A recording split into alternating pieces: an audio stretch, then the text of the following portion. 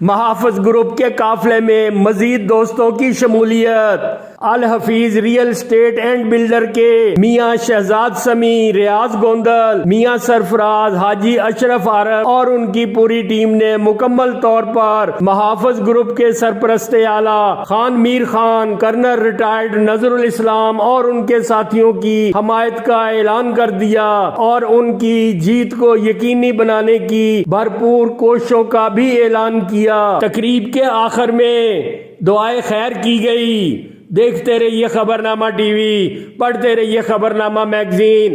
عکاسی راجہ ساجد، ہمارا channel subscribe کیجئے۔ شکریہ۔ اسٹیٹ سے سمیع، ریاض، میاں سرفراز، میاں شہزاد، ہم محافظ گروپ کی مکمل حمایت کا اعلان کرتے ہیں اور انشاءاللہ مکمل سپورٹ کریں گے اور انشاءاللہ کامیاب کروائیں گے۔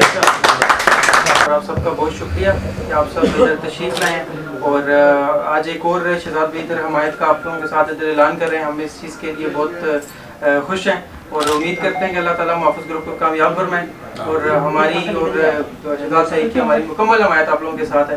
ہم دعا کرتے ہیں اللہ تعالیٰ جیت فرمائے۔ اس میں سارے ہم انشاءاللہ سپورٹ کا اعلان کرتے ہیں۔